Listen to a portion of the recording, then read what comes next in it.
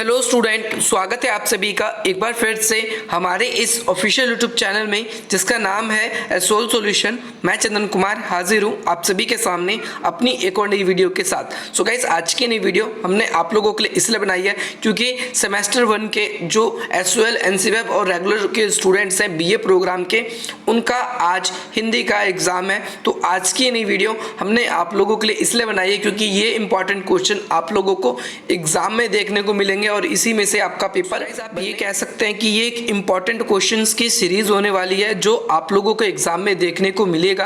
तो चलिए ज़्यादा देर न करते हुए स्टार्ट करते हैं आज की इस वीडियो को। सबसे पहले हम आप लोगों को अपनी इस वीडियो के अंदर आपको ये दिखाएंगे कि आपके कौन कौन से क्वेश्चंस आएंगे, किस किस चैप्टर से आएंगे और उसका जब आंसर आपको किस तरीके से लिखना होगा। सबसे पहली बात आप लोगों को ध्यान रखना है, आपकी जो बुक हैगी वो आधुनिक भारतीय भाषा यानी आधुनिक भारत की जो भाषा है वो हिंदी भाषा ही है। तो इसके बारे में आज का ये क्वेश्चन आप लोगों का सबसे पहला यही बनेगा कि भाई आधुनिक भारतीय भाषाओं का उद्भव और विकास कैसे हुआ। सबसे फर्स्ट क्वेश्चन आपका यही बनेगा और इस पूरे चैप्टर के ऊपर ही बनेगा ये कि भाई आधुनिक भारतीय भाषाओं का उद्भव और विकास कैसे हुआ। सबसे इंपॉर्टेंट क्वेश्चन आज का यही रहने वाला है। दूसरा क्वेश्चन ये है कि हिंदी भाषा का सामान्य परिचय दीजिए। आपका सेकंड क्वेश्चन ये बनेगा कि हिंदी भाषा का सामान्य परिचय दीजिए, साथ ही हिंदी भाषा के उद्भव के चर्चा कीजिए कि हिंदी भाषा जो है उसका उद्भव किस प्रकार से हुआ है, किस प्रकार से नहीं हुआ। तो इसमें आपको 3 काल बताने होंगे, आदिकाल, मध्यकाल और आधुनिक काल। इन तीनों कालों के बारे में भी हम चर्चा करने वाले हैं अभी। इसके साथ साथ आप देखोगे अगला क्वेश्चन, नेक्स्ट क्वेश्चन जो है वो आपका राष्ट्रीय भाषा, राज्य भाषा और संपर्क भाषा के रूप में एक ये क्वेश्चन बनेगा। तो पेपर में एग्जाम में जो राष्ट्रभाषा है और राज्य भाषा है इसका डिफरेंस पूछता है, और इसके अलावा जो ये संपर्क भाषा है जिसे अंग्रेजी में हम लिंग्वा फ्रैंक बोलते हैं, इसका अलग से क्वेश्चन आप लोगों का बनेगा। इसके बाद में हम अपनी सेकंड यूनिट पे आते हैं, क्या कुछ इंपॉर्टेंट क्वेश्चन आप लोगों के लिए बनेगा। सबसे पहली बात, आप लोगों ने जो यहाँ पर हिंदी भाषा के जो परिचय पढ़े हैं यानी हिंदी भाषा का जो विकास पढ़ा है, इसके अंदर आप लोगों ने इसके अंदर आपके 2 काल आपके इंपॉर्टेंट है जो आपके सेकंड यूनिट में भी है। सबसे पहला आदिकाल और दूसरा मध्यकाल। दूसरी बात, इसी साहित्य के इतिहास के अंदर अगर आप देखोगे तो दूसरा क्वेश्चन आप लोगों का ये बनेगा कि हिंदी साहित्य का इतिहास में आधुनिक काल की क्या भूमिका है। आधुनिक काल के बारे में गाइस आप लोगों के बनेगा एक क्वेश्चन। तो ये अब तक 5 क्वेश्चन मैंने आप लोगों को बता दिए हैं। साथ ही साथ इसके अंदर ये क्वेश्चन में ये भी बनता है कि भाई आधुनिक जो आदिकाल है उसकी क्या प्रवृत्तियां रही, हिंदी भाषा में आदिकाल जो है उसकी क्या प्रवृत्ति रही। इसके अलावा मध्यकाल की भी प्रवृत्ति आपसे पूछ सकता है, और इसके अलावा जो आधुनिक काल है इसकी प्रवृत्ति भी आपसे पूछी जा सकती। आपके में कुछ राइटर्स हैं जो मध्यकाल के हैं और आधुनिक काल के हैं। अगर आप देखोगे मध्यकाल के राइटर्स तो जिसमें कबीर भूषण बिहारी, और इसके बाद में जो आधुनिक काल है इसके जो राइटर है जयशंकर प्रसाद जी, नागार्जुन और रघुवीर साय। इनकी कुछ कविताएं, इनकी कुछ पोएम्स आप लोगों को दी गई है आपकी बुक्स के अंदर। इसी के ऊपर आपके क्वेश्चंस बनेंगे, आपसे पूछ सकते हैं। जैसे नागार्जुन है, उसने अपनी पुत्री के ऊपर एक कविता लिखी है सरोज स्मृति, तो उसके बारे में आप लोगों से आपसे पूछा जा सकता है जिसमें सरोज के विवाह का चित्रण किया है इन्होंने। ओके, तो कबीर जी के बारे में भी पूछा जा सकता है और इनके जीवन परिचय के बारे में भी क्वेश्चन आ सकता है आपसे।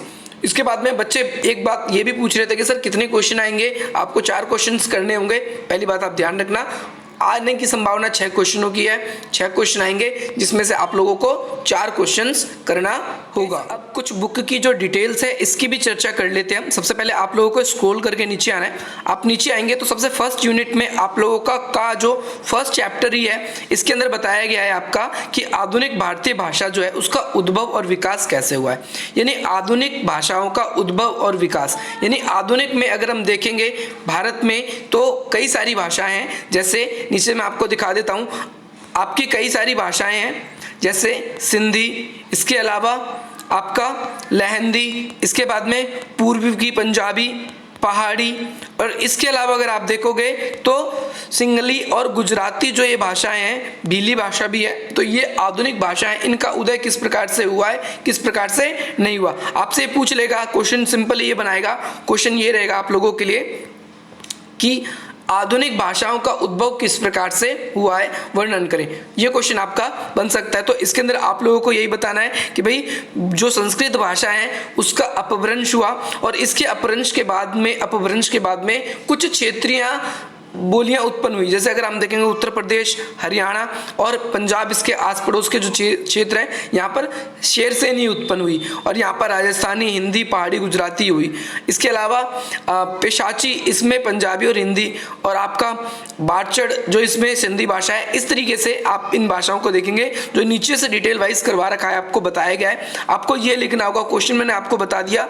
अगर आप लोगों को क्वेश्चन समझ नहीं आ रहे तो एक बार वीडियो को दोबारा जरूर देखें और अधिक से अधिक मित्रों को शेयर करें अगर आपको इससे कोई भी वैल्यू मिलती है। और इसी प्रकार की अपडेट्स के लिए जो आपके इंपॉर्टेंट रहे एग्जाम के पर्पज से, और वैसे भी आप हमारे चैनल को सब्सक्राइब कर सकते हो, ठीक है। तो यहाँ पर ये भाषाओं का चित्रण किया गया है। इसके बाद में नीचे क्वेश्चन एक ये मोस्ट इंपॉर्टेंट क्वेश्चन है, इसको पहले से लिखना भी चाहो तो लिख के रख लो। क्वेश्चन ये है कि हिंदी भाषा का उद्भव और विकास, कैसे विकास हुआ है। अगर आप देखोगे तो इसके बारे में आपको बताया गया है। इसमें 3 काल बताए गए हिंदी भाषा के उद्भव के, जो सबसे इंपॉर्टेंट है। सबसे पहला आदिकाल, आदिकाल कब से कब तक रहा, इसके बारे में डिटेल से बताया गया है। गाइस बुक ही है ये आपकी एसओएल की, अगर आपने नहीं देखा तो आप डाउनलोड कर लीजिए। मैं आपको अलग से वीडियो बना के बता दूंगा कि कैसे। ये आदिकाल के बारे में आपको इसके अंदर लिखना है। इस आदिकाल में कब से कब तक था, आप देखोगे आदिकाल कैसे अपभ्रंश में बदला, कैसे अपभ्रंश हुआ उसका। इस आदिकाल में कौन कौन सी ध्वनि थी, यानी साउंड जो था जिसका यूज होता है, आपको इसके बारे में बताना होगा। और इसके बाद में इसके अंदर क्या क्या इसकी व्याकरण की बात है ये भी आपको बताना होगा। इसके बाद आप नीचे आएंगे शब्द भंडार, जो आदिकाल के शब्द जो थे इसमें क्या क्या भंडारण थे। अगर आप देखोगे शब्द कैसे कैसे यूज होते थे, तो जैसे आदिकाल में आप देखोगे भक्ति वाले शब्द यूज ज्यादा होते थे इस काल में। और भक्ति काल भी इसको कई बार इसी कारण से कहा जाता है, क्योंकि इस समय जो मुस्लिम एम्पायर है वो काफ़ी तेज़ी से आया था और इसके बारे में इसके अंदर बताया गया। इसके बाद में मध्यकाल आपका स्टार्ट हो जाता है। मध्यकाल के अंदर भी ऐसे ही है, इसके साउंड वगैरह के बारे में आपका बताया गया है। और मध्यकाल के बाद में नीचे अगर आप पढ़ोगे इसको, तो इसके बाद फिर आ जाता है आपका आधुनिक काल। आधुनिक काल के बारे में भी आपको इसके अंदर बताना है। तो ये अगर आ जाए हिंदी भाषा का उद्भव और विकास, तो इसके अंदर आपको 3 काल लिखना है, आपको इस बात का ध्यान रखना है। ओके, इसके बाद में अगले क्वेश्चन के ऊपर हम बढ़ते हैं। चैप्टर में यानी फर्स्ट यूनिट में ही गा पार्ट आता है, थर्ड पार्ट आता है आपका। इसके अंदर 3 चीजें इंपॉर्टेंट है, एक राजभाषा, राष्ट्रभाषा और संपर्क भाषा। गाइज आप लोगों के 25 मार्क्स के क्वेश्चन आएंगे तो आपको ज्यादा लिखना है, ये नहीं कि थोड़ा सा ही लिख लें, वहां पर हमारा पेपर जल्दी जल्दी हो गया, हाँ भाई हो गया कर दें, ऐसा नहीं करना। आपको 25 मार्क्स के क्वेश्चन आएंगे, आपकी कुछ वर्ड लिमिट्स भी आएगी, लेकिन आप उस लिमिट्स का थोड़ा सा अनदेखा करते हुए आप ज्यादा से ज्यादा लिखने का क्वेश्चन का आंसर कोशिश करना और ज्यादा बेस्ट से बेस्ट लिखने की कोशिश करना। इसके बारे में हमने आप लोगों के लिए वीडियो में भी बताया गया है बहुत बारी कि राष्ट्रभाषा कौन सी होती है, राजभाषा कौन सी भाषा होती है, और इसके डिफरेंस पेपर में आते हैं बहुत बार, तो आप लोग इसका डिफरेंस करोगे। राष्ट्रभाषा अलग से लिखोगे और राजभाषा अलग से। आप बच्चों की तरह ऐसे नहीं कि एक बीच में लाइन खींच दिया, इधर राष्ट्रभाषा लिख रहे हैं और इधर राष्ट्रभाषा के बाद इधर राजभाषा लिख रहे हैं, ऐसा नहीं करना आपको। आप लोग पहले एक हेडिंग बनाओ, जैसे आप लोगों ने पहले राष्ट्रभाषा की हेडिंग बनाई, इसके आगे एरो बनाओ ऐसे, इसके बारे में डिटेल से वर्णन करो इसके बारे में। फिर इसके बाद जब ये खत्म हो जाएगा, पॉइंट पॉइंट आप लोगों को लिखना है, पैराग्राफ छोड़ना है, ये नहीं राम कहानी शुरू कर दी। और फिर उसके बाद में जब तक वो खत्म ही ना हो, जब तक आप लिखते गए, पैराग्राफ चेंज करना है हर 4-5 लाइन के बाद में, ताकि देखने में आंसर अच्छा लगे कि हाँ भाई एक अच्छे नोट्स की तरह इसको इंट्रोड्यूस किया गया है आप लोगों के सामने, ठीक है भाई। इसके बाद राजभाषा के बारे में आप लोगों को बताएंगे। संवैधानिक स्थिति, यानी राजभाषा आपको पता ही है, वो भाषा होती है जिससे किसी देश का शासन प्रशासन एडमिनिस्ट्रेशन चलाया जाता है, उसे हम राजभाषा बोलते हैं। तो राजभाषा के रूप में अब संविधान में भी बहुत सारी बातें बताई गई है। अगर आप देखोगे आर्टिकल 122 है, आर्टिकल अगर आप देखोगे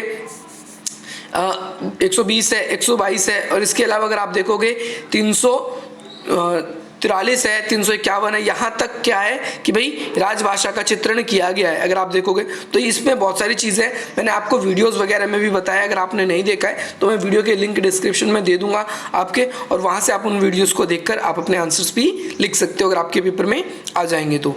इसके अलावा आप लोगों को सबसे इंपॉर्टेंट इसका एक अलग से ही पोर्शन बन जाता है जो कि संपर्क भाषा का है, जिसे हम लिंग्वा फ्रैंक बोलते हैं। एग्जाम में बहुत बार पूछा गया है, फाइनल ईयर तक आप लोगों को ये पढ़ना पड़ेगा, आपको आएगा फाइनल ईयर में भी ये राष्ट्रभाषा राजभाषा ये आता है बहुत बारी, तो आप इसको प्रिपेयर कर लेंगे। इसके बाद में हम अगले यूनिट की तरफ बढ़ रहे हैं। जो आप लोगों के एग्जाम में उसमें से भी पूछा जा सकता है, तो आप लोगों को उसको भी करना है। देखो ये संपर्क भाषा आ गया, तो इसके बारे में आएगा। ये क्या है कि लिंग्वा फ्रेंच है, तो इसी के बारे में आप लोगों के एग्जाम में आपसे पूछा जाएगा कि ये क्या है। इसके बाद में फिर से आदिकाल आ जाता है, इसीलिए मैंने बताया था आपको कि हिंदी भाषा का जो उदय है वो इंपॉर्टेंट है, क्योंकि अलग से भी आदिकाल और इसके बाद में आदिकाल के बाद में आपका मध्यकाल जो है इसको बताया गया है। आदिकाल को डिटेल वाइज बताया गया है कि वीरगाथा काल भी कहा जाता है ना, पूर्व में मध्यकाल भी कहा जाता है, और इसके अलावा उत्तर मध्यकाल भी और आधुनिक काल भी। तो ये अगर आप देखोगे बेसिकली तो हिंदी भाषा को इन 4 पार्ट्स में डिवाइड किया गया है, जिसमें से आप लोग भक्ति काल भी पढ़ेंगे। इसके अंदर भक्ति काल लास्ट ईयर के जो असाइनमेंट बच्चों के हुए थे फर्स्ट ईयर के, तो उसमें भक्ति काल आपका पूछा गया था, और आधुनिक काल से जुड़ा हुआ भी उसका क्वेश्चन था। तो इसमें इसकी प्रवृत्तियां या परिस्थितियां आती है पेपर में, आप लोगों को ध्यान रखना है प्रवृत्तियां या परिस्थितियां आदिकाल की, आपसे ये लास्ट टाइम पूछा गया था, तो अब की बार भी आने की उम्मीद है। ठीक है, तो इसके अंदर जो पृथ्वीराज चौहान जी है और उनके जो राइटर थे जिनका क्या नाम था, आप मुझे कमेंट करके बताएंगे। और पृथ्वीराज रसो उन्होंने लिखा था, उसके अंदर उन्होंने बताने की कोशिश करी है किस प्रकार से जो मुस्लिम एम्पायर है उन्होंने कैसे इंडिया को डिफीट करके उस पर विजय की थी। इसके बारे में धार्मिक स्थिति कैसी थी, सामाजिक स्थिति कैसी थी, इसके बारे में भी वर्णन किया गया है। और इसके बाद में आगे हम आएंगे आदिकाल के बाद में। देखो यहाँ पर वीर गाथा काल बताया गया, ये अलग से डिटेल वाइज बताया गया है, और ये पेपर में इन्हीं के ऊपर क्वेश्चन बनता है कि भाई वीर गाथा काल क्या है, और आदिकाल के बारे में आपसे पूछेगा। बाण भट्ट था, देखो राइटर का नाम मैंने आपको बता दिया, आप द्वारा आप लोग कमेंट करके देखिए, चेक कर ले आंसर, आप लोगों ने अगर उस टाइम कमेंट करके बताया हो तो सही है या नहीं है। ठीक है, अच्छा इसके बाद हम आगे बढ़ते हैं। अब यहाँ पर आदिकाल की प्रमुख काव्य धारा यानी प्रवृत्ति और विशेषता देखो मिल गई। ये लास्ट ईयर में आपके एग्जाम में आया था, एक तो ये आदिकाल की प्रवृत्तियाँ, और दूसरी बात आप लोगों का लास्ट ईयर जो असाइनमेंट हुए थे उसके अंदर आप लोगों के आए थे वीरगाथा काल। ये 2 चीज़ आपसे पूछी गई थी, वीरगाथा काल छोटे में पूछी गई थी और ये ज़्यादा थोड़े से लॉन्ग में पूछी गई थी। ठीक है, इसके बाद में हम थोड़ा और आगे बढ़ते हैं, तो हमारा ये आ जाता है भक्ति काल। देखो भक्ति काल आ गया, भक्ति काल के बारे में भी आपके एग्जाम में आएगा, तो भक्ति काल को भी आप कर लोगे, ये भी इंपॉर्टेंट है।